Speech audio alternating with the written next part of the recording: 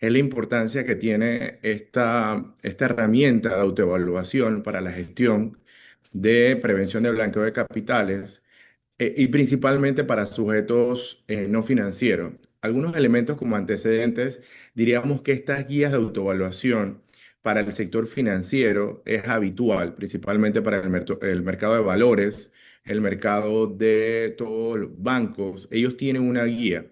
Y diríamos que la superintendencia ha estado en ese proceso de adecuación, innovación e implementación de algunos elementos que son necesarios para que las personas puedan conocer como mecanismo efectivo cómo están y de alguna manera poder hacer las acciones preventivas y correctivas dentro de su sistema de prevención.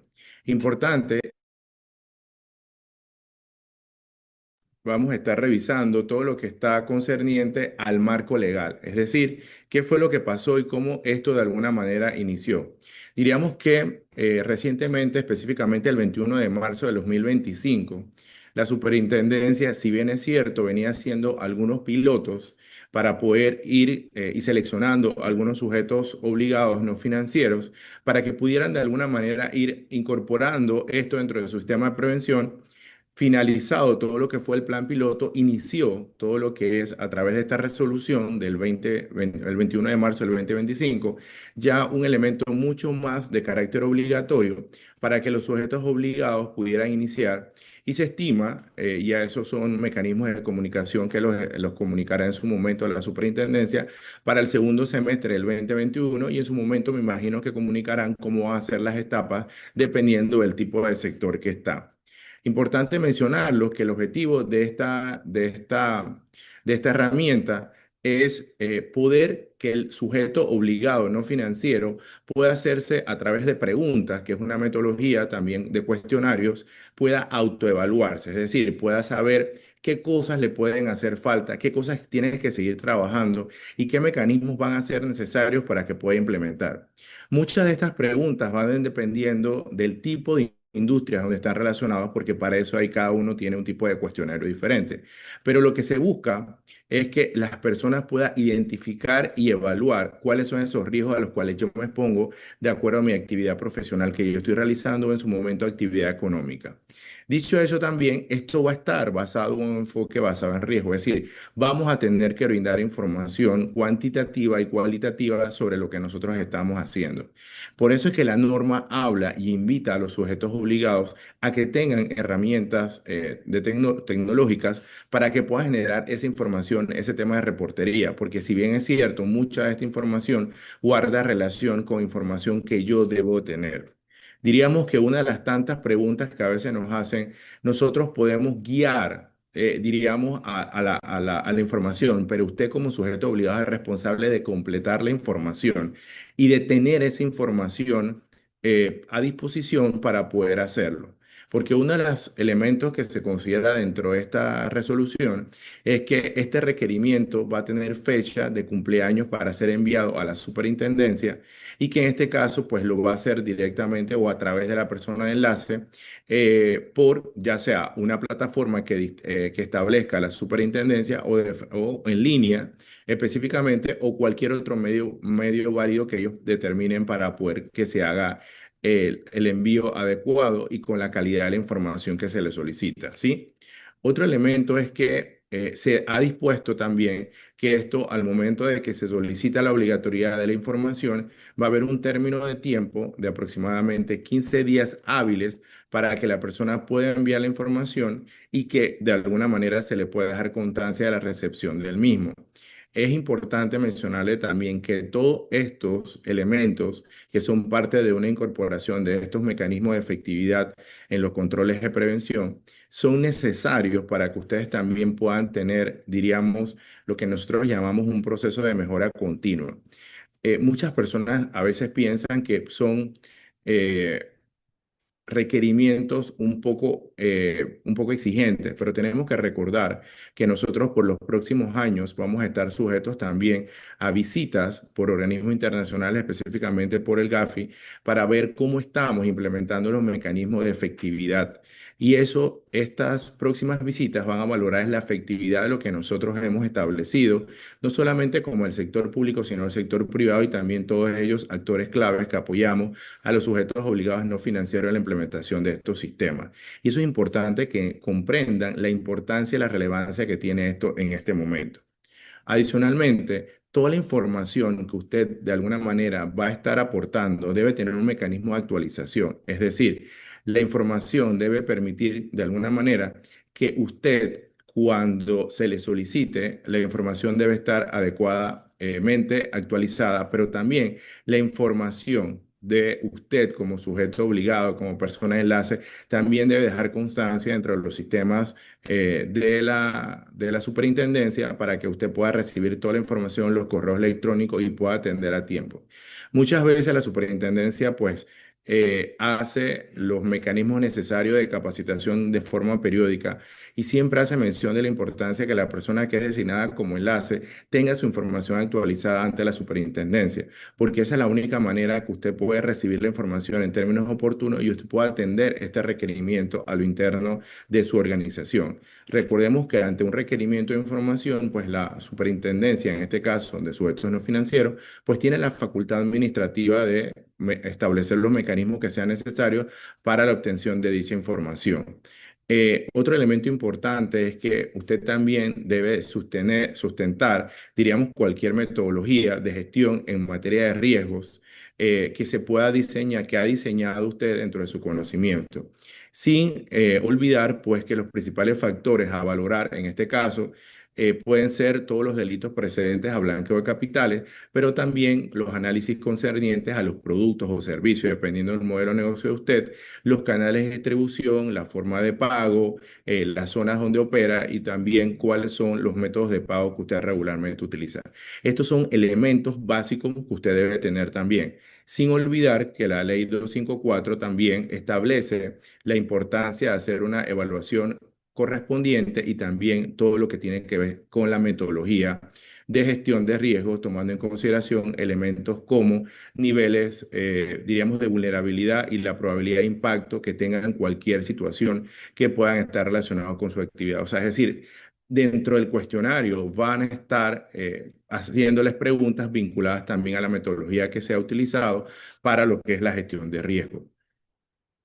El cuestionario, yo ahora se las voy a presentar, diríamos que aparece ya en la página web. Cuando usted entra a la página web de la superintendencia, diríamos que está de inicio, usted lo puede seleccionar y ahí están todos los cuestionarios dependiendo del sujeto obligado. Esto es importante que lo hagan con anticipación, es decir, dependiendo de cuál es el sujeto, usted no espera lo último, porque usted lo que tiene que hacer, estos son mecanismos proactivos para poder de alguna manera hacer las acciones o los planes de trabajo necesarios o en su defecto plantear con un profesional que pueda orientarlo y asesorarlo en este sentido. Entonces, muchas de las cosas que hoy en día ocurren es que nosotros no podemos decir o lo tenemos o no o estamos en proceso. Aquí las preguntas siempre son muy cerradas y lo que les dicen es, usted cuenta con esto porque al final, al decir que sí, usted tiene que tener una evidencia porque esto va sujeto a una verificación en cualquier momento. Otro elemento que no podemos estar, diríamos, dejar pasado por alto, y nos ha tocado ver algunas personas en experiencias que han colocado tal vez en estos cuestionarios que sí tienen la información y en algunos casos la información no está debidamente documentada, no cumple con los requisitos establecidos de acuerdo a la gestión, en el caso particular de la gestión de riesgo. Entonces, sean conscientes que esta resolución plantea y dice la falsedad de información. Y paso a leer textualmente, dice, cuando la superintendencia indique por cualquier medio inconsistencias en los datos provistos en el cuestionario de autoevaluación, se puede constituir en un delito de falsedad, procederá a interponer la denuncia ante la autoridad competente y comprobada la falsedad, mediante resolución de la autoridad competente, se procederá a imponer las sanciones administrativas correspondientes. Evítense esto, o sea, ustedes de alguna manera coloquen la información que tienen, debidamente documentada. Diríamos que este webinar lo hice con ese propósito, con el propósito de que fuera generando conciencia de la relevancia que tiene que esto es una herramienta y en función de eso es un mecanismo adecuado para estar preparado para cualquier tipo, no solamente de contestar este cuestionario de autoevaluación, sino estar preparado para una auditoría por parte de la superintendencia. En este caso, las sanciones, el incumplimiento de las disposiciones establecidas en la presente resolución, diríamos, conlleva una imposición de sanciones a través del proceso sancionatorio. Hace poco, por ejemplo, me tomé el trabajo para poder de hacer un análisis desde el 2023 hasta la fecha, cuántas sanciones en términos cuantitativos ha establecido la Superintendencia de Sujetos No Financieros. Esa información es pública, usted puede entrar a la página web de la Superintendencia, buscar sanciones. Yo me tomé el trabajo de descargar eso, analizar. Y el análisis conducente me llevó a que, por ejemplo, desde el 2023 hasta la fecha, en zonas francas específicamente, entiéndase, zona franca, zona libre y demás, se ha establecido por el orden de aproximadamente entre $290.000 en sanciones desde el 2023 hasta la fecha. Entonces, esto no es un tema de asustar, sino un tema de generar conciencia que la autoridad está por sus facultades administrativas para hacer auditorías extra situ, in situ, presencialmente, y en función de eso, pues está encontrando que hay muchas oportunidades de mejora y también algunas situaciones que no se están cumpliendo con mecanismos de prevención, con mecanismos de controles internos que ayudan a mitigar todo lo que está relacionado con aspectos de prevención. Otro elemento es que, como les mencioné, ustedes entran a la página web y ahí están las guías.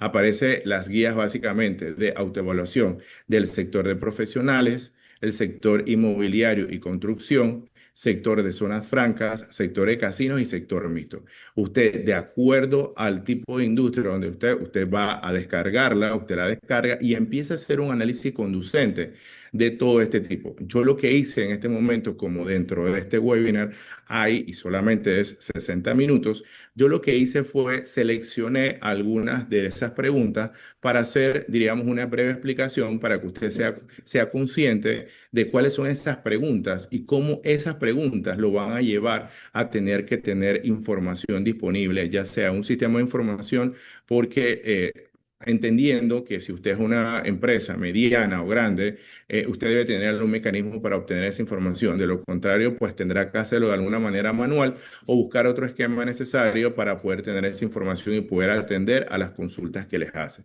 Entonces, yo seleccioné una muestra, no seleccioné todas las guías, porque honestamente eran muchos. Entonces, es importante todo lo que está relacionado con los temas en este caso, por ejemplo, información cuantitativa y cualitativa del sujeto obligado.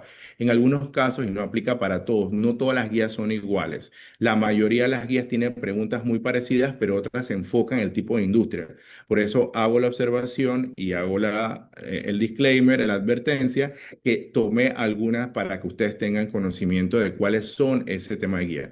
Y la invitación mía es que si esto es algo que ya está establecido por la autoridad, hagámoslo de forma proactiva. No esperemos a último momento a poder hacer los ajustes necesarios. Una de las preguntas que siempre nos hacen es, por ejemplo, nos pueden preguntar de cómo yo le pago de alguna manera las formas de pago a las personas que trabajan en la organización.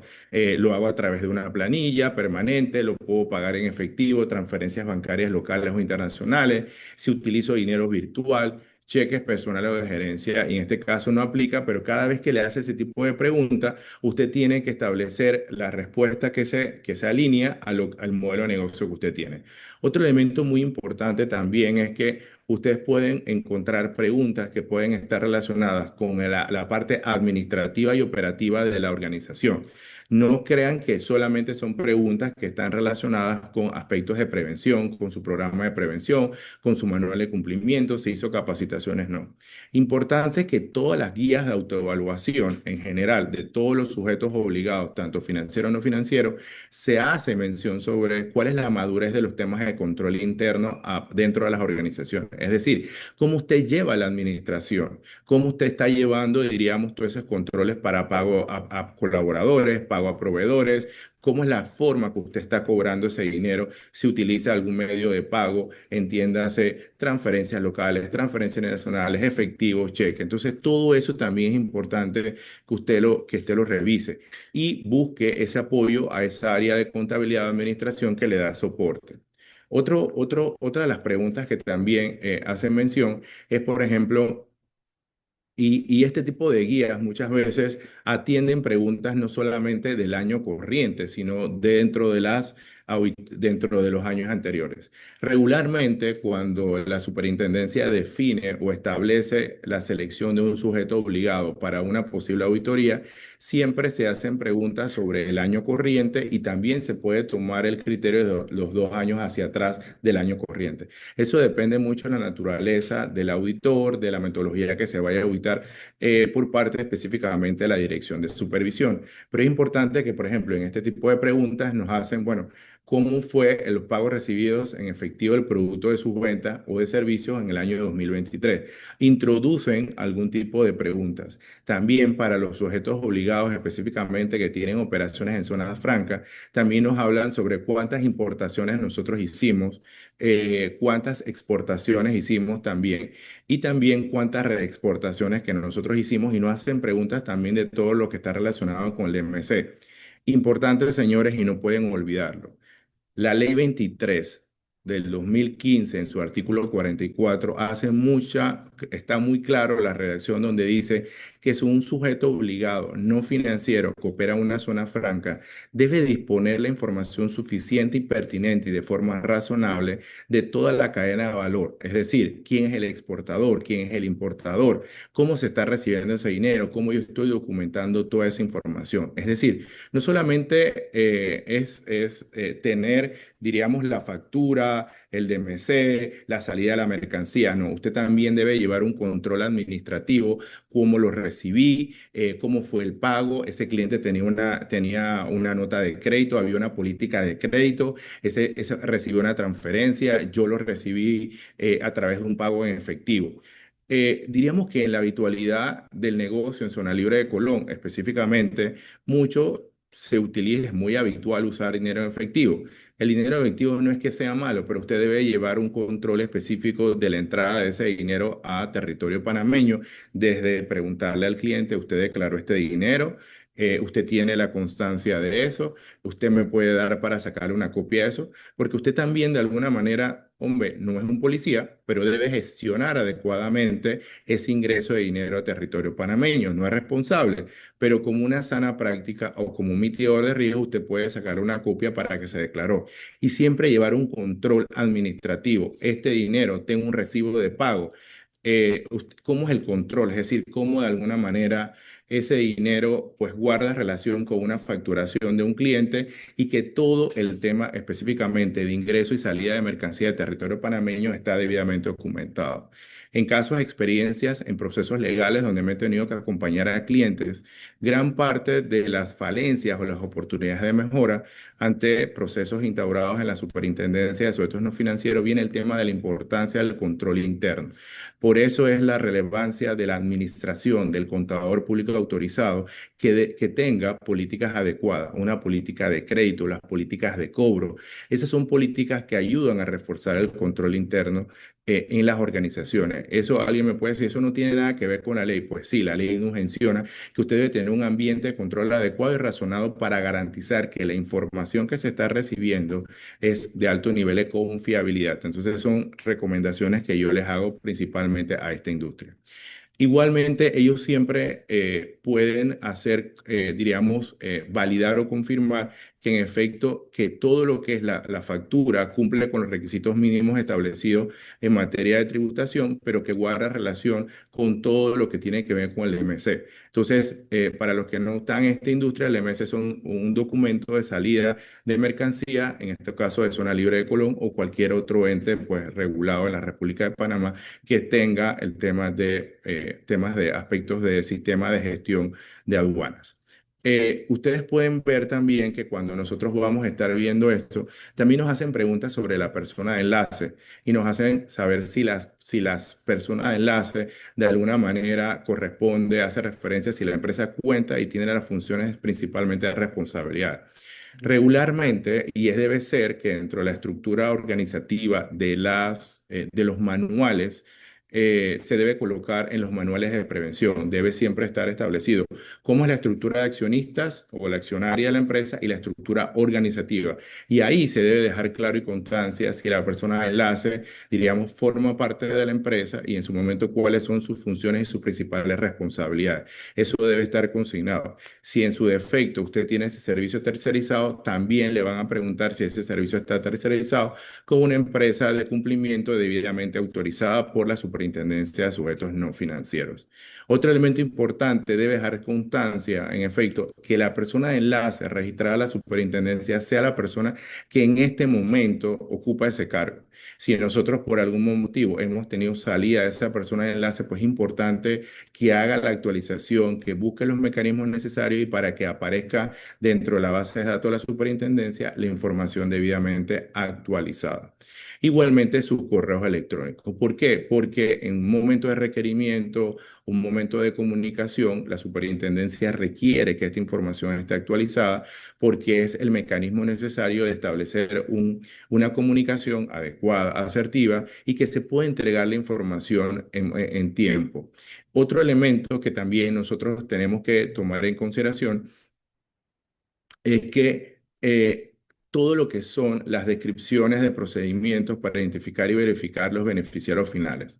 Recordemos, y todos aquellos que participan en los webinars de nosotros o en los webinars de la superintendencia, usted tiene que ser consciente que es una política, que es un procedimiento. Y debe colocar también si estos procedimientos están debidamente, diríamos, documentados y también si tienen los flujos respectivos. Cada proceso clave, desde la vía de diligencia básica, la vía de diligencia ampliada, desde todo lo que guarda relación con el congelamiento preventivo, con las señales, perdón, los reportes de operaciones sospechosas, debe tener su descripción y su flujo. Diríamos que eso es algo que guarda relación con la norma ISO, especialmente de gestión de documentos. Entonces, usted tiene que ir hacia allá al momento de la elaboración del manual. Usted tiene que decir, esta pregunta responde, esta pregunta la puedo encontrar dentro del manual, sí, entonces usted tiene que ser consciente. Para que tenga una idea, por ejemplo, en el mercado de valores o en la superintendencia de bancos, cuando usted crea este esquema de autoevaluación, uno tiene que responder. Usted tiene la política definida en términos de política de prevención para financiamiento del terrorismo. Ajá, sí. ¿En qué página se encuentra? Ah, bueno, usted puede decir, esto se encuentra en la sección tal de la página tal. Diríamos que eso en esa industria, diríamos el sector financiero. Acá básicamente el cuestionario, como está en esa fase de implementación de carácter obligatorio, solamente se coloca es sí, sí lo tengo y cómo está definido, pero no me dicen hasta en qué número de página. Entonces, esas son, diríamos, cosas positivas que se están implementando de todo con el tema de la superintendencia en este momento. Otro es que siempre me van a hacer la pregunta, es, ¿cuenta con herramientas tecnológicas para agregar a la efectividad funcional del delito de blanqueo de capitales de financiamiento del terrorismo? Cuando hablamos de herramientas, ustedes tienen que ser conscientes de que usted pueda tener herramientas, hay herramientas para buscar información en listas, que eso es una herramienta. Pero también usted debe ser consciente que dentro de las herramientas, usted también puede tener una herramienta para el monitoreo de las transacciones, para saber cuándo usted puede identificar algún pago extraordinario, cuando de alguna manera el perfil financiero. Entonces, hay herramientas, diríamos, de cumplimiento en el mercado que usted puede llevar, diríamos, información desde la creación de ese cliente. También hay herramientas que le dicen el nivel de riesgo que tiene a través de su matriz de riesgo incorporada también se conectan a otras búsquedas. Usted tiene que ser consciente que si usted tiene una herramienta que cumple con esa serie de requerimientos, perfecto. Pero además de la herramienta, la persona que de alguna manera tiene la responsabilidad de alimentar la información debe tener el conocimiento adecuado, saber cómo se generan los reportes, pero también debe saber si la calidad de la información está adecuada. A veces yo veo que hay personas que tienen herramientas y pagan una mensualidad por eso, y cuando los vamos a auditar y vamos a verificar la información, me encuentro con la información no está actualizada, los reportes no guardan relación con la cantidad de clientes que es. Entonces, por favor, hagamos un esfuerzo, ya que estamos haciendo un esfuerzo de tener una herramienta, diríamos, para agregar valor a la efectividad de la materia de prevención, que la calidad de la información sea oportuna y hay que dedicarle tiempo. Y lastimosamente, y lo digo muy respetuosamente, hay veces que hay tomadores de decisión que le dan esa tarea al contador, pero el contador tiene otras responsabilidades. El contador no puede estar alimentando una base de datos, revisando una base de datos, verificando si la información está actualizada, sí o no, porque al final él tiene que ver el registro contable, las conciliaciones bancarias, la presentación oportuna de la planilla, el cumplimiento tributario. Entonces, entendemos todos que diríamos que la economía no está en su mejor momento, y que la contratación de personal hoy se vuelve un desafío importante, pero también seamos conscientes que tenemos una responsabilidad de mantener información de calidad y más que todo porque va a estar sujeta a una auditoría. En este sentido también tenemos que definir dentro de nuestros manuales o dentro de las políticas que hemos instaurado si existe, diríamos, el procedimiento adecuado para identificar y identificar a los beneficiarios finales.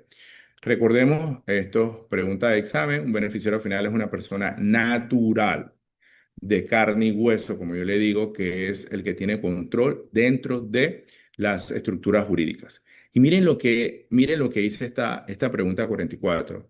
Nos habla de la primera reflexión que les quiero traer a la mesa. Nos pregunta, ¿cuenta la descripción de procedimientos para identificar y verificar beneficiarios finales? Abre paréntesis, persona natural de sus clientes y sus proveedores. Si bien es cierto, hay un debate hasta donde la norma establece sobre específicamente sobre los proveedores. Es importante que sepan que sí hay dentro de la normativa, específicamente la norma sí plantea proveedores, principalmente en las zonas francas, plantea el requerimiento de eso. Pero en el caso particular de zonas francas, los proveedores se vuelven relevantes porque están vinculados al artículo 4.4 de la ley donde habla y también sobre las guías de zona franca de la relevancia que tiene hacer el conocimiento adecuado de los proveedores. Eso no exime que diríamos que usted como sana práctica y como atendiendo el cumplimiento de la norma, también tenga la identificación de los beneficiarios finales. Yo estoy en esta industria hace ya 10 años y sé que muchas veces tenemos desafío también, a veces con los clientes y más a veces se complica cuando los proveedores no nos quieren información, pero usted sí tiene que hacer la gestión, sí tiene que documentar de forma razonable que tiene la información en su mayoría o en su totalidad de los beneficiarios finales.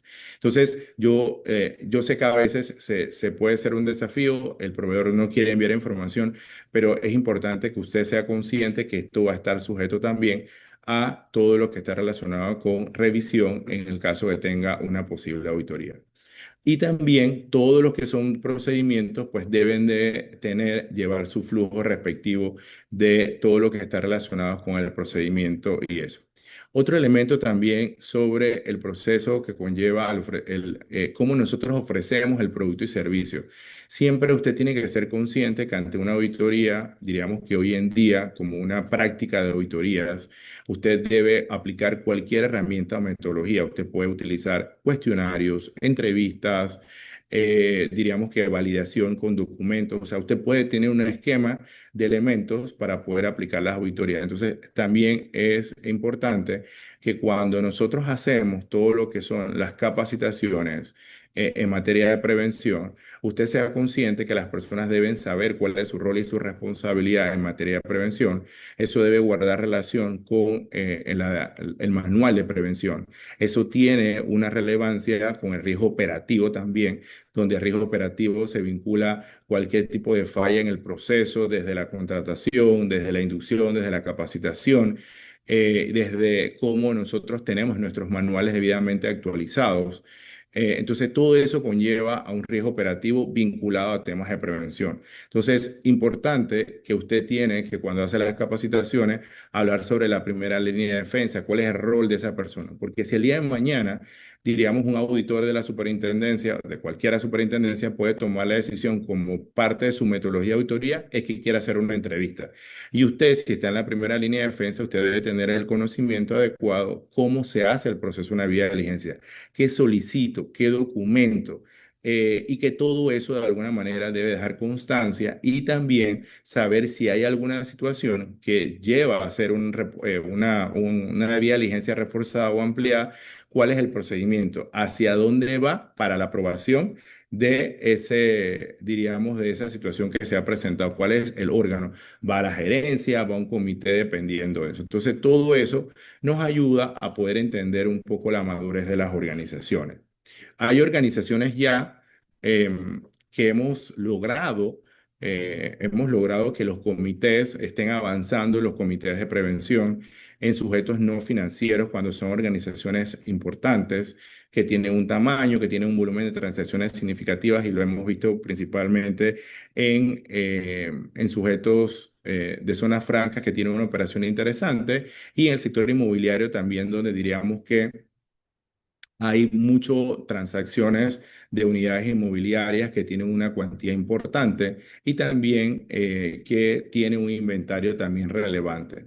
Entonces, ustedes dentro de las herramientas de información que deben de tener, deben poder obtener esto particularmente en el sector inmobiliario, por ejemplo, establecer las clasificaciones del tipo de clientes, si son personas naturales nacionales, si son personas naturales extranjeras, personas jurídicas nacional, personas jurídicas extranjeras y cualquier otro tipo de clasificación que ustedes también pues dispongan o que tengan y lo tienen que ir. Entonces usted tiene que saber al momento de sentarse a completar información, usted tiene que tener una herramienta porque si no tendría que irse manualmente y si tiene una cartera importante de clientes, la verdad es que se puede tornar un poco complicado poder completar eso. La otra cosa que usted también puede hacer es hacer un cierre, diríamos, anual para saber cómo está su cartera, cómo está clasificada o lo puede hacer de alguna semestral. Ojo, la norma no obliga a nada de eso, sino es una recomendación que yo le puedo hacer para que usted vaya teniendo la información debidamente actualizada.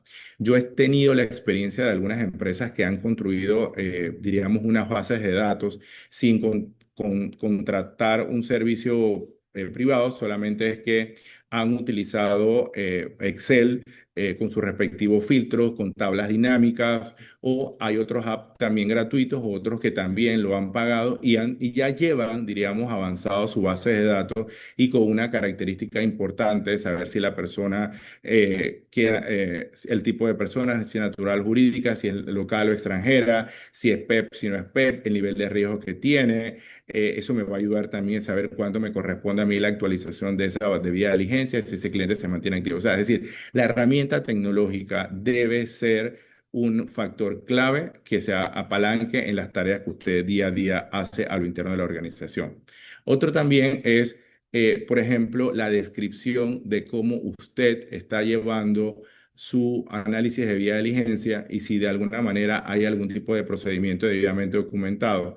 Importante que usted debe de llevarse, mire, por ejemplo, aquí nos hace una pregunta, dice, ¿cuenta con la descripción del procedimiento para la clasificación de riesgos de sus clientes y proveedores? Importante que aquí cuando nos hablan de clasificaciones, nosotros tenemos que ser conscientes que debe haber una herramienta, es decir, debe haber una matriz que nos permita a nosotros poder identificar los riesgos de ese cliente de la cual nosotros estamos haciendo análisis pertinente. Importante que en algunas preguntas, dependiendo del sector, nos preguntan cómo estará nuestra cartera de clientes. ¿Es clasificada en riesgo bajo, medio o alto? Importante que usted debe tener eso. Eso es lo que nosotros nos hablamos también y lo hemos hablado diríamos, el análisis estadístico como un parte de un principio del enfoque basado en riesgo. Si yo establezco que mi enfoque basado en riesgo, es decir, yo no quiero asumir mucho riesgo y yo quiero que mi cartera sea lo suficientemente diríamos, que tenga un apetito de riesgo razonable. Entonces yo tengo que empezar a analizar que mi cartera de clientes pues debe aplicarse por lo menos una ley de Pareto del 80-20, es decir, el 80% de mis clientes deben estar clasificados en riesgo medio bajo.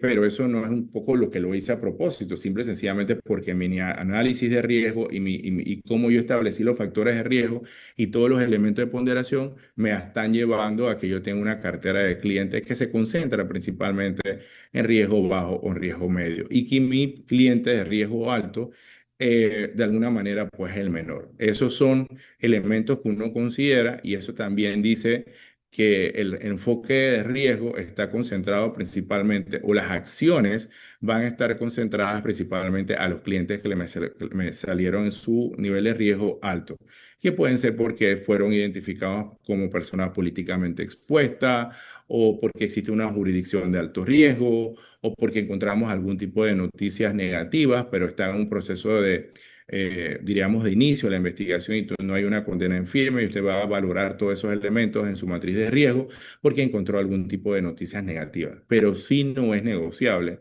que usted en su actividad regulada no tenga una cartera de clientes que le permita saber cómo está su cartera distribuida entre riesgo bajo, medio o alto. Eso es fundamental y es necesario que ustedes lo tengan. Otros aspectos que también que nos pueden preguntar, y nuevamente, insisto, porque depende de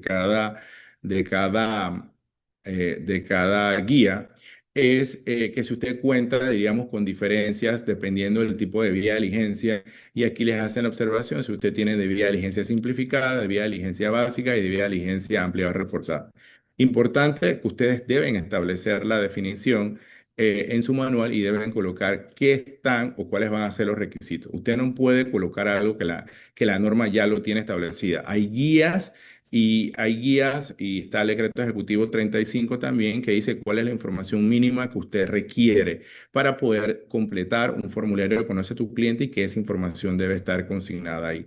Entonces, si por X o Y motivo se presenta alguna situación y usted decide por su apetito de riesgo o por el enfoque basado en riesgo que usted no tiene toda la información y usted quiere avanzar y usted define que va a ser una vía de diligencia simplificada, pues tenga claro y usted tenga claro en su definición de su manual qué es una vía de diligencia simplificada para usted.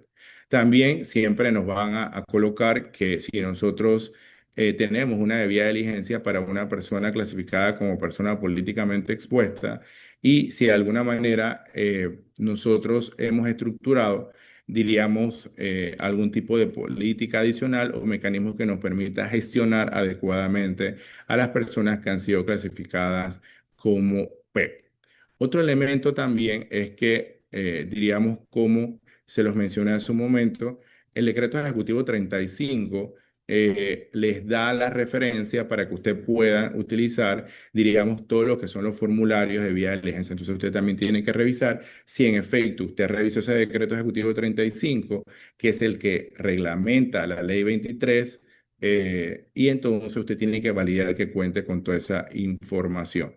Otro elemento también que es importante que no podemos olvidar es la relevancia que tiene la verificación del beneficiario final en todo lo que seamos transacciones cuando son estructuras de carácter jurídico.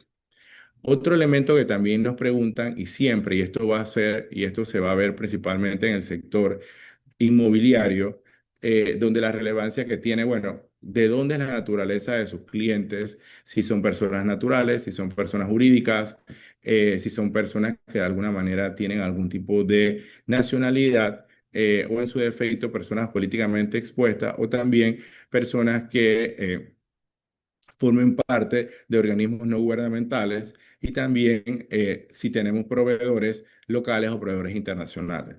En muchos casos, como les menciono, los proveedores son relevantes para el análisis de la operación, porque en muchos casos nosotros podemos establecer, diríamos, quién es ese proveedor, qué características tiene, si ese proveedor de alguna manera tiene una investigación abierta, si encontramos algún tipo de información negativa que pudiese poner en riesgo nuestra relación comercial. La realidad es que hay algunas jurisdicciones que nos ven a nosotros como un país sin duda con algunos elementos, diríamos, de temas reputacionales. Y cuando nosotros, como oficiales de cumplimiento, como empresa que apoyamos a algunas empresas a hacer todo este proceso de vía de diligencia, nos damos cuenta que la gente dice, no te voy a enviar nada. O sea, ustedes son Panamá. Ustedes son Panamá y no ven bien la información. Entonces, ahí hay que evaluar y tomar decisiones. Lo que no puedo establecer yo una relación comercial si yo no tengo la información. Y hay que establecer y elevarlo para que las tomadoras de decisión pues asuman esa responsabilidad y decidan si quieren continuar o no con la relación de negocio que bien se tenga con ese proveedor. En el caso particular de los clientes, diríamos que en los comités que participo a veces, la principal desafío que tienen las personas de la primera línea de defensa y propiamente los oficiales de cumplimiento es el hecho de que el cliente insiste que no va a enviar la información, se entra en la comunicación con la primera línea de defensa, los abogados, donde indiquen que mi cliente no va a dar información, mi cliente de alguna manera pues no quiere la información. Entonces, ahí de alguna manera se tiene que orientar y capacitar a la primera línea de defensa para indicarle cuál es la relevancia que tiene ese tema, la obligatoriedad que tiene la empresa de que se disponga de esa información y se pueda hacer un análisis conducente para poder validar eso. Y decirle, nosotros somos un sujeto obligado que tiene una regulación que tiene que cumplir, guardamos la confidencialidad de la información, pero requerimos una carta de referencia, queremos una certificación de un contable, en fin, dependiendo si la transacción lo va a hacer una persona natural o a través de un esquema de una fundación. Pero es importante que se tiene que capacitar y brindarle las herramientas necesarias a la primera línea de defensa para poder orientar a esa cliente y no perdamos una venta, pero también que podamos cumplir con lo que establece la norma en este sentido. Otro elemento también es poder documentar que en efecto existe un procedimiento debidamente adecuado y hay un respectivo flujo para cuando son operaciones inusuales, operaciones sospechosas y también cuando nosotros de alguna manera tengamos transacciones en efectivo. Recordemos que en este sentido, pues la norma establece transacciones en efectivo o cuasi efectivo por un mismo monto, perdón, por un mismo cliente en una misma semana. Y hay que estar muy pendiente que si tenemos algún tipo de herramienta que nos puede identificar algún tipo de fraccionamiento de ese cliente, de ese mismo cliente, en materia de cualquier tipo de pago o depósito que sea directamente vinculado en el tema de efectivo. Recordemos que ante la unidad de análisis financiero, dependiendo de la naturaleza y madurez de nuestro negocio, nosotros podemos hacer declaraciones, diríamos, declaraciones juradas, semestrales o definitivas para que son temas de transacciones y recordemos que si nosotros tramitamos eso, necesitamos tener la constancia de aceptado y que se ha cumplido con todos los protocolos por parte de la unidad de análisis financiero. Esa es una opción. Diríamos que la invitación que siempre hace la unidad de análisis financiero es que pues no estemos colocando las transacciones mensuales en cero, sino que hagamos esta gestión y si en efecto hemos tramitado estas declaraciones, pues al momento de que se presente una situación como esta, que sea una transacción igual o superior por un mismo cliente a una misma semana, usted pues lo reporte, ¿no? Eso no tiene ningún tipo de situación. Y también el procedimiento que debe estar instaurado dentro de los manuales, el congelamiento preventivo, y debe ser lo más descriptivo posible y que también debe tener su respectivo flujo. Ahora bien, que no se nos olvide, esto es un tema también, el tema del conocimiento del empleado, la debida diligencia del empleado. Importante que recursos humanos tienen un rol importante en este tema, en conjunto con la persona de enlace o el oficial de cumplimiento, como se ha designado. Pero un factor clave es que nosotros, como oficiales de cumplimiento, nosotros no podemos estar en la manipulación de información sensible de parte de los colaboradores. Podemos colaborar, sí, hacer la debida diligencia, controlar la debida diligencia y a proporcionársela para que el área de recursos humanos sea el custodio de esa información. Entonces, tengamos claro también ese tema, porque tenemos que ir también al cumplimiento de la protección de datos personales como un derecho humano. Otro elemento clave también que les quería mencionar es la importancia de una política de capacitación y que esa política de capacitación, diríamos, tenga particularmente algunos estándares mínimos y que debe estar consignado en el manual.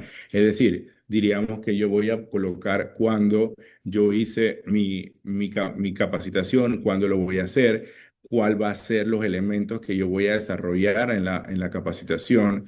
Yo debo de tener una presentación, debo establecer cuáles van a ser los temas que yo he desarrollado. Se debe dejar constancia si en efecto usted ha definido dentro de su manual si va a hacer una evaluación, cuál es la evaluación mínima aceptable, qué pasaría si un colaborador no cumple con ese mínimo aceptable, o sea, cuál es el procedimiento que se va a aplicar. Recordemos que esto es un riesgo operativo, es decir, si usted hace una incorporación de un colaborador, le hizo la inducción, va a la capacitación general, le aplica el examen y la persona no cumple con el objetivo, o sea, usted tiene que ser consciente de que ahí puede haber un tema de didáctica, es decir, el facilitador no utilizó las didácticas necesarias, la persona estaba físicamente en la capacitación y como me han dicho a veces, no es usted, es que yo me bloqueé. Tenía una situación personal y la verdad que o sea, no participé. Entonces ahí uno tiene que levantar esa recomendación al área de recursos humanos y al área de cumplimiento. En el caso, pues en el caso cuando nosotros actuamos como proveedores en tema de capacitación y le decimos, mira, busquemos otro mecanismo, haz una capacitación tal vez en línea, pero necesitamos validar que la persona, que es la primera línea de defensa, pues tiene el conocimiento básico, lo comprende, lo entiende y sabe qué hacer ante una situación particular. Entonces, también me ha tocado trabajar en este 2024-2025 como un tema muy interesante que lo he visto principalmente en el sector de cooperativas, cómo se están, diríamos, subdividiendo las capacitaciones por áreas para que las áreas puedan conocer cumplimiento desde una perspectiva desde tecnología, desde una perspectiva de compras, desde una perspectiva legal, en fin, para que las personas vean que el tema de prevención debe darse de una mirada del área donde yo estoy trabajando, porque no puede ser, diríamos, una presentación que estoy hablando de todos los temas habidos y por haber, pero hay personas que no tienen nada que ver o personas que sí tienen que ver una responsabilidad en recursos humanos, otra en compras, en fin. Entonces, eso diríamos que ha sido recomendaciones muy atinadas por parte del ente regulador, en este caso el IPACOP, y también por otros entes reguladores, donde tienen que bajar las capacitaciones en conceptos mucho más claros, precisos, dependiendo del área. Yo puedo explicarle al área de recursos humanos cómo está haciendo, diríamos, la gestión de debida diligencia de colaboradores, cómo lo hacen, cómo lo documentan, qué cosas yo puedo hacer cuando estoy validando la referencia, encuentro alguna inconsistencia, cómo yo puedo evaluar eso en conjunto con el área de cumplimiento para que me oriente, encontré una inconsistencia en la validación de referencia. Le pedimos esto y nos encontramos este tipo de cosas. Entonces, uno tiene que ir alineándose también dependiendo de la madurez de la organización. Entonces, ellos le hacen una pregunta, pero usted tiene que ser consciente que no solamente la pregunta, debe dejar una constancia de evidencia de eso. Otro lado que también diríamos que se introduce algunos aspectos, nos habla hoy en día de si hay una política de identificación de operaciones de financiamiento para la proliferación de armas de destrucción masiva. Ya nos introducen conceptos mucho más específicos, nos están hablando aquí si hay un procedimiento, una política para la identificación de todo lo que venga a proliferación de armas de destrucción masiva, temas de terrorismo y demás. Entonces, ahí nos lo preguntan y tenemos que hacer una lectura comprensiva si en efecto nuestro manual establece claramente que en efecto eso se entiende y yo lo puedo ubicar fácilmente. Por otro lado, si usted tiene de alguna manera relación con empresas, con países cooperantes, diríamos, o países clasificados como riesgo alto. Esas son preguntas que usted tiene que saber si tiene algún tipo de sus operaciones guarda relación con esos países también. Aquí, como les mencioné, siempre todo los procedimientos que cada persona hace, siempre nos invitan a que tengamos un flujo del proceso porque el proceso sin duda tiene entradas, procesamiento de información y salida de información y debe saber quién es el responsable de cada cosa de revisar, aprobar. ¿Por qué? Porque es una práctica para que aquellas personas que aun cuando lean son más visuales y les ayuda a poder entender eso. Y también minimiza el riesgo operativo. Y otro elemento que siempre se los menciono. Usted puede tener el mejor manual de prevención. Buscó a la mejor empresa o usted mismo lo desarrolló. Pero si el manual no se comparte, no se conversa, no se discute, a toda la organización no funciona porque la persona no sabe ni lo que tiene que hacer. Entonces, por eso es que siempre yo les digo, leyeron el manual, ustedes tienen la información y a veces me toca literalmente ir con el manual a hacer una capacitación y decirle, ¿usted recuerda en qué dice el manual con este tema? La gente se queda mirando. Es que el manual no es para la persona de enlace, no es para el oficial de cumplimiento, es para las personas que laboran en la organización. Y no importa si son personas que están en la recepción, si están en las personas que hacen en mensajería o que están en la bodega, no, todos son responsables de apoyar en la gestión de prevención de blanqueo y también de ser responsable que usted, todos los temas de prevención empieza por ustedes mismos. Entonces, todo eso es necesario que esto se converse. Un elemento también que aquí, me antecedió un poco era indicar si el manual está debidamente actualizado, si el manual de la prevención fue debidamente revisado y aprobado por la Junta Directiva o la Alta Gerencia. Usted define quién lo va a aprobar y en el manual usted lo va a poner. Pero usted debe haber un acta, una constancia que en el manual se aprobó. Si usted me pone a mí que el manual fue aprobado, perfecto. ¿Y dónde está el acta? ¿O lo aprobó por un correo electrónico? O sea, ¿cómo se aprobó? Entonces, es importante que usted defina eso. Aquí se lo mencioné anteriormente. El manual debe tener la estructura organizacional y administrativa, porque el regulador quiere saber quién revisa, quién aprueba, cómo se estructura las áreas, porque él mañana puede decir que yo quiero conversar con un área sobre algún tema específico. Entonces, eso debe estar debidamente documentado ahí. Y también que se defina cuáles son las responsabilidades y funciones de las personas que se han colocado dentro de la estructura organizativa y administrativa. Esto, por ejemplo, es en el sector inmobiliario, entender cuando usted va a trabajar con su manual, usted puede hacer, bueno, ¿cómo son mis tipos de proyectos? Mis proyectos son menor a, entre tanto a tanto. ¿Por qué? Porque es lo que a mí me va a permitir también obtener esta información y poder hacer una construcción de mi matriz de riesgo con esta información. Usted puede decir, bueno, lo que pasa es que mis proyectos van desde casas de menos de $80,000. Ese es mi enfoque perfecto. No, mi modelo de negocio son casas de alto poder para personas de alto poder adquisitivo que empiezan desde $250,000 hasta $1,000,000. El enfoque de riesgo cambia automáticamente porque yo estoy hablando de personas que de alguna manera tienen una capacidad, diríamos, de dinero, tienen la capacidad de movernos. ¿Qué pasaría si un cliente me está comprando al contado o aplicando un proceso de financiamiento interno? En fin, o sea, todo ese tipo de cosas son los temas que guardan relación solamente saber qué tipo de monto o rango manejan todas esas unidades inmobiliarias. Entonces es importante que también eso quede debidamente documentado y analizado, que puede estar analizado en su metodología que desarrolló, que puede estar dentro del manual o fuera, pero usted debió haber construido una metodología de riesgo donde dice, bueno, ¿cuáles son mis productos? Bueno, mis productos son proyectos en playa, proyectos campestres, inmuebles comerciales. Ok, y está valorado en tanto. Entonces, ahí usted va desarrollando ese análisis, pero para eso diríamos que las guías les van dando orientación para los análisis conducentes que ustedes deben tener.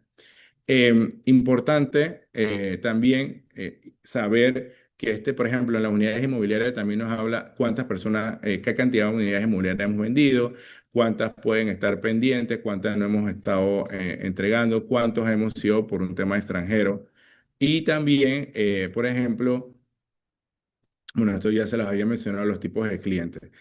Un elemento que para mí es muy, muy importante y que yo necesito que ustedes se lleven ese mensaje hoy, es que nosotros estamos en una gestión, diríamos, de administración de todo lo que está relacionado con los clientes, proveedores y colaboradores.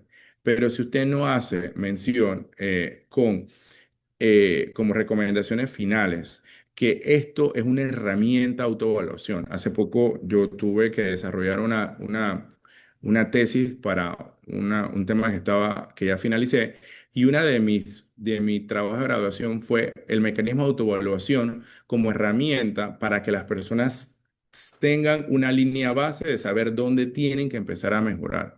Y por eso que me pareció muy oportuno estas guías que desarrolló la superintendencia, donde si usted lo hace de una forma correcta la aplicación y basado en el compromiso institucional, diríamos, esto le va a favorecer mucho para poder identificar vulnerabilidades dentro de sus políticas, dentro de sus procedimientos y dentro de sus controles. Pero adicionalmente, le va a facilitar que usted pueda diseñar un plan de trabajo, un plan de acción, desde concebir que tiene áreas que mejorar hasta que finalmente esto se implemente.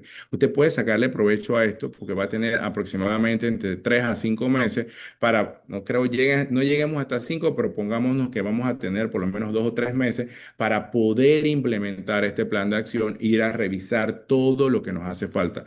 Pero si yo participo en este webinar, sí, me entregaron mi certificado. No descargué la guía, no hice una lectura comprensiva, no generé una conciencia de los tomadores de decisión.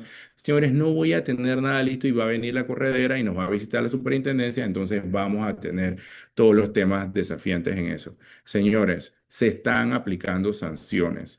Y yo lo que los invito a que hagan dentro de sus tareas, que estoy seguro que son muchas, pero dedicarle tiempo a poder revisar la guía, saber cómo yo voy a identificar las posibles vulnerabilidades que tenga y en función de eso, poder hacer un plan de acción a un periodo de tiempo para ir solventando cualquier tipo de necesidad.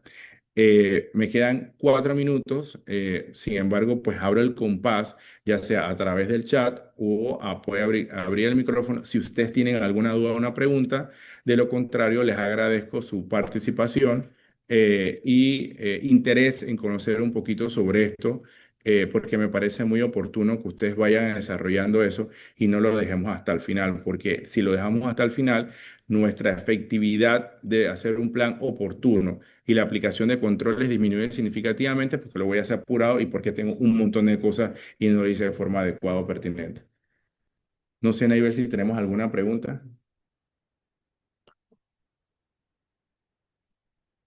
Buenas, ¿me Buenas. escuchan? Sí, Sara, la escuchamos. Sí, mira, tengo una pregunta. Por ejemplo, estabas hablando de que hay que completar la guía según el sector donde está la empresa, ¿no? Ujú, Este ejemplo es una empresa de construcción, pero construye casas cuyos valores son para, no quiero decir beneficio social, pero son valores debajo de los 100.000. ujú. En ese caso, ¿tú utilizas los mismos sistemas de verificación o qué sistema se utiliza? Porque tú hablaste de que, no solamente hay que identificar cómo pagan, de dónde viene el dinero, si es por cheque, si es por efectivo, sino que hay que hacerle como un screening al cliente que va a comprar la vivienda, pues. Entonces, mi pregunta sería, ¿se utilizan las mismas herramientas o hay herramientas específicas para este sector?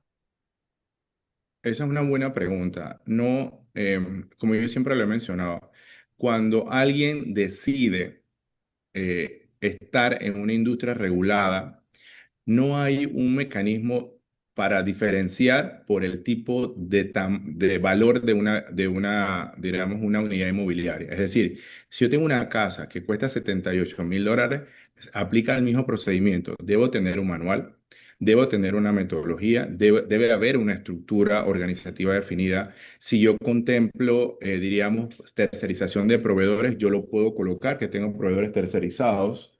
Por ejemplo, tengo que tener la estructura administrativa, tengo que tener una metodología de riesgo. O sea, la autoridad no hace una diferencia si tus casas cuestan $1 millón o $500.000. Es decir, debes de demostrar que has aplicado mecanismos para la gestión adecuada de cualquier tipo de actividad al margen de la ley. Porque la norma en la única industria que sí se dio una diferencia es en el sector de seguros, donde los seguros están clasificados en el grupo A y en el grupo B. En el grupo A son las aseguradoras y en el grupo B son los corredores de seguros. Y ahí sí se dan algunas diferencias, pero en las demás industrias no. Usted tiene que cumplir. Usted sí tiene, diríamos que la superintendencia va a valorar que ustedes son una organización o una empresa pequeña que está empezando, que construye casas, que apenas tiene 5 casas, pero tienes que demostrar que desde el punto de vista de administración, desde contabilidad hay una contabilidad que hay un manual y que el manual responde a lo que tenemos en este momento, porque tampoco no podemos hacer un manual y que diga, es que hemos desarrollado esta metodología y tenemos esta herramienta y que estamos utilizando WordCheck cuando sabemos que no vamos a poder pagar un WordCheck.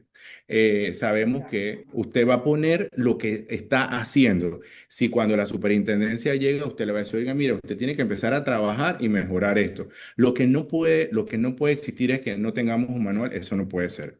Lo que no puede ser es que no tengamos un file de ese cliente. Ah, este señor Roberto Samaniego, el señor es asalariado, trabaja en, o sea, en la Policía Nacional, es cabo segundo, ese es su salario, su talonario de cheque, él nos llenó esto, está firmado, tenemos un contrato, aquí está la forma como nos está pagando. ¿Qué pasa si nos piden, por ejemplo, cómo han venido los pagos? Los pagos lo va a hacer en efectivo, lo va a hacer por transferencia, lo va a hacer por Yapi. Bueno, debe estar una concordancia, no importa si es una casa de $80,000. Usted tiene que demostrar que usted va llevando un control. Se le hizo un plan de pago a ese cliente y lo está cumpliendo adecuadamente. Porque si llegan a pedir el de Roberto Samaniego, que era el cabo segundo, y un mes nos pagó $1,000 y el plan de pago era de 250, la pregunta es, ¿de dónde salió esa diferencia? Usted le tiene que preguntar al cliente, oiga, esto, no, es que mire que me gané la lotería, usted lo puede documentar. Entonces, no quiera decir que en una industria pequeña usted no pueda documentar eso. Yo he tenido casos Ok, donde hemos visto... Ajá. sí, lo que te iba a decir. Sí, se puede documentar cómo lo paga, se le crea una carpeta a cada uno, pero mi pregunta viene siendo, ¿qué sistemas tengo yo adicional de pedirle su ficha, la carta de trabajo, de que el banco le haga también su screening porque va a ser un cliente posiblemente de préstamo hipotecario? ¿Qué Ujú. otra herramienta utilizo? O sea, tengo que pasar algo, tengo que, O sea, ¿cómo te digo? Sara, yo te soy muy Em, honesto. Ajá, yo te soy muy honesto. Ustedes lo que nosotros podemos hacer en este momento es con las herramientas que el bolsillo nos permita. Es decir, puedes entrar a OFAC, verificas OFAC, eso es público. OFAC, entras y verificas y pones el nombre del cliente, es público.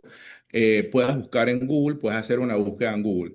Lo que no puedo decirte, yo te recomendaría a ti que tuvieses una herramienta paga, pero si tú me dices a mí, Roberto, yo nada más tengo 20 casas que estoy desarrollando, no la realidad es que no tienes presupuesto para pagar algo, diríamos, una herramienta más sofisticada, pero por lo menos demuéstrame a mí razonablemente que colocaste mi nombre en Google y verificaste noticias y colocaste imágenes para ver si encontraste una noticia negativa mía, guardo la captura de esa pantalla y lo documento en mi gestión. Entro a OFAC, le pongo a mi nombre, lo voy y lo documento. Por lo menos yo hice algo razonablemente de acuerdo al nivel de riesgo porque ese cliente pues no me va a representar una transaccionalidad. El banco va a hacer su debida diligencia, pero tú por lo menos tienes el contrato, tú tienes la cédula vigente y tienes un análisis conducente de toda esa información y por lo menos una matriz de riesgo sencilla. Con eso, yo no soy la autoridad, no te puedo decir si está bien, pero razonablemente yo te voy a ver con una mejor mirada porque veo que estás haciendo un esfuerzo para tener algo. No sé que no vas a tener el presupuesto para contratar una herramienta. Sara, no te imaginas a mí la gente a veces, yo no trabajo en la superintendencia, pero sí soy un aliado importante, pero a veces la gente me grita a mí y le digo, yo no se pongan bravos conmigo, yo quiero que busquemos los mecanismos necesarios para documentar bien un expediente de un cliente. ¿Me explico? Pero yo entiendo que sí. hay un tema presupuestario, pero por lo menos esas cosas que yo te he recomendado y tú lo tengas bien foliado tu expediente, perfecto. Y ya con eso, créeme que ellos van a ver que tú hiciste un esfuerzo razonable para tener información conducente de ese cliente. Sí, básicamente demostrar que yo hice mi gestión, tener una evidencia, quizás no la más costosa, pero sí que yo hice el trabajo de aunque sea buscarlo ahí en la red social Eh, para saber quién es. Ok, Correcto. Y, ya, y, y, ya llevo y, eso. Sara, y yo te digo la verdad, mira, yo no, por temas de confidencialidad no voy a decir el nombre, pero a nosotros nos ha pasado donde una superintendencia X nos ha dicho, nos ha puesto a prueba, diríamos, con clientes de nosotros y me dicen, yo necesito que usted busque este cliente en una lista pagada de nosotros que cuesta una cantidad importante de dinero al año. Y no aparece ese PEP. O sea, no aparece ese PEP y me dice, mira, ve, no te aparece. Entonces tienes que buscar el mecanismo para que tu base de datos se actualice. Y nosotros hemos tenido internamente que hacer cosas muy locales, o sea, destinar a una persona para que se encargue a montar nuestra base de datos de todas las personas políticamente expuestas. Y nosotros lo hacemos en Excel. Hace poco terminamos y lo hicimos con una persona nos tuvimos que pagar para hacerlo porque la superintendencia de bancos no es obligatorio, no es obligatorio, pero sí puso un listado para clientes y para bancos y fiduciarios. Eso, ¿eh? Algo pasó, se cayó la llamada. Aquí, no. Sí, ahora sí. Lo que les decía que nosotros hemos inclusive internamente construido buscando internet, entrando a las páginas web de todas las autoridades, bueno, para saber si quiénes son personas políticamente expuestas, porque inclusive hay bases de datos que no lo tienen actualizado. Y nosotros lo hemos hecho y digamos que lo manejamos así cuando tenemos que hacer debida diligencia de los clientes. Pero esto es un proceso de que ninguna herramienta tampoco es infalible, pero sí es importante que tú, en la medida que tu organización va creciendo, tú busques otras opciones. Opciones que te digan, no, mira, tú me puedes correr. Nosotros, por ejemplo, tenemos clientes que son organizaciones grandes y me dicen, yo no tengo esa herramienta que tú tienes, solamente búsqueme por esa herramienta. Y nosotros lo hacemos y se lo pasamos, no pasa nada. Eso también lo hacemos porque no tienes que tener un costo, pero una herramienta pagada, sé que en el mercado hoy en día no todo el mundo va a poder pagarla porque la economía tenemos que hacer mucho con poco. Exacto, ok, muchas gracias. Y no perdamos la venta, pues tenemos que vender, tenemos que hacer un análisis conducente, que eso es lo que yo le digo a la gente. Analice bien, documenta y se pueda vender siempre y cuando no encontramos, diríamos, información negativa que nos pudiese poner en riesgo una posible investigación. ¿No tenemos Muchas más? gracias. Sí, a la orden. Consulta. Sí. Sí, tenemos una consulta. Acá la licenciada Miriam de González nos pregunta, nosotros mantenemos una empresa en zona libre donde solo alquilamos las bodegas. Tenemos contratos y realizamos la debida diligencia, pero la empresa tiene otra empresa que es la que administra, la cual recibe los pagos y se encargará del mantenimiento del local. La empresa en zona libre no tiene planilla. ¿Cómo se indica en el manual sobre la política de empleado y capacitación? Es Eh, buena pregunta. Ustedes tienen que documentar y eso se debe colocar y explicar dentro del manual, que ustedes tienen una clave de operación o que tienen una operación a zona franca y que su modelo de negocio en este momento está estipulado simple y sencillamente al alquiler. Y todo eso, como usted bien me lo planteó a mí, debe estar explicado en el manual. Porque si usted no explica eso en el manual, yo empiezo a leer su manual, el manual debe explicar cuál es mi modelo de negocio, qué es lo que yo hago y yo tengo que separar hasta dónde son las responsabilidades, pero eso lo tienen que ustedes colocar dentro del manual, que ustedes solamente lo hacen para actividad de alquiler y que existe un tercero que se administra de eso y que hay un contrato que guarda relación.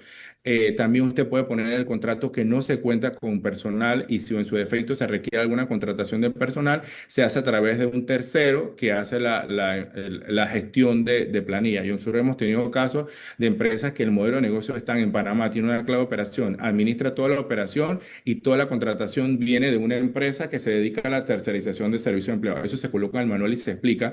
Inclusive se le pone en el organigrama, la tercerización de servicio viene por la empresa tal y hay un contrato. Inclusive hay otros tipos de empresas que nosotros asesoramos donde, por ejemplo, todo lo que guarda relación con la tercerización de servicio o la tercerización de un proveedor, usted define cuando se hace en el contrato que ellos deben atender por requerimiento suyo, por algún alcance a una autoridad que deberán entregar cierta información y que ellos también, como una sana práctica, le van a brindar toda la información al momento que usted la haga la vía de diligencia. Entonces, usted también eso lo puede conversar y lo puede documentar, pero todos esos detallitos se debe colocar en el manual.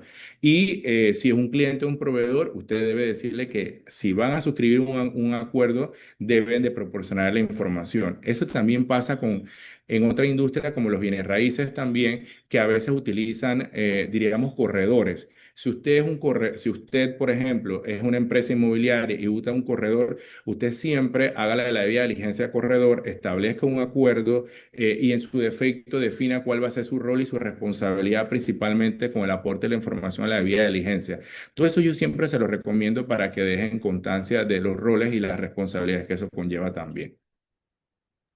Bien, para ampliar la misma pregunta, nos indica la licenciada Miriam, si el tercero es una inmobiliaria que solamente alquila y nos da este servicio, ¿esta empresa no está en la Superintendencia de Sujetos No Financieros? Si la empresa inmobiliaria tiene es idónea, es decir, si es una idoneidad como agente de bienes raíces, se convierte en un sujeto obligado no financiero también. Acuérdense que los corredores de bienes raíces también se convierten en sujetos regulados no financieros. Y no tiene, no. No, entonces, o sea, entonces usted sí tiene que hacer una vinculación a través de un contrato debidamente documentado con las responsabilidades de las partes. Pero no se sí, aquí hay que entender que en Panamá el agente, diríamos, de bienes y raíces debe tener una idoneidad, ya sea como persona natural o persona jurídica, se convierte en sujeto obligado no financiero y tiene que hacer su debida diligencia en el caso que venda o en el caso de estar representando a un comprador o vendedor. Listo.